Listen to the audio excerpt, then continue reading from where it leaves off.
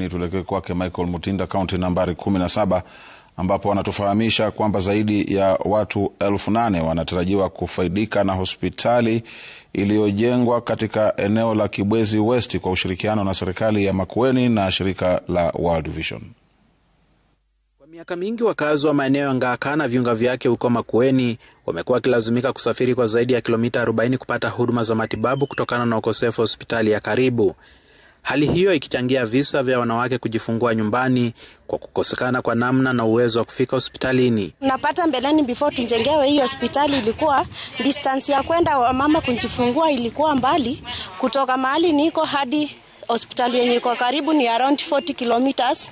So mama kitambo afike OC kuzalia jiani ilikuwa rahisi.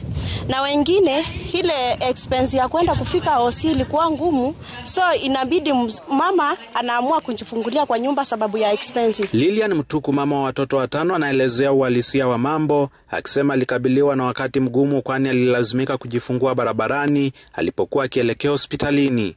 Nilipatwa na kuumwa, nikaita CHP wangu na hapa si pale, mtoto akatokea kwa njia. Hapo nilipatana na changamoto sana juu mtoto, zile nguo za mtoto zilimbaki ndani. CHP akapepa mtoto kwa mkono, tukaenda hospitali yenye iko mbali inaitwa Fololo. Saa hii niko na furaha sana juu tuko na hospitali iko karibu. Kufunguliwa kwa hospitali hii iliyojengwa na shirika la World Vision kwa ushirikiano na serikali ya kaunti ya Makueni ikiwa afueni kubwa kwa wakazi wa eneo hili. Tulikuwa tunatumia gharama like transport kwenda saidi za Makindu, ndio ilikuwa hospitali kubwa ama wote.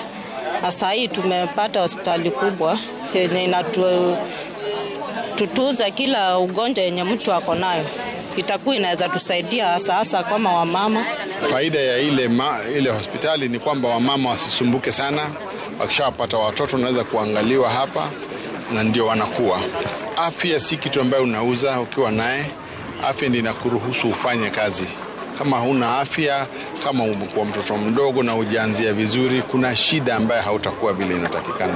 Kwa hivyo mambo ya afya tunatilia maanani. Tumehakikisha madaktari wamepostiwa hapa kwa sababu nyumba zao ndio hizi zimejengwa. Kwa hivyo hii ni hospitali ya kisasa ambayo iko na mashine na vitu na vifaa ambavyo haziwezi onekana hospitali nyingi Makueni hata counties zingine.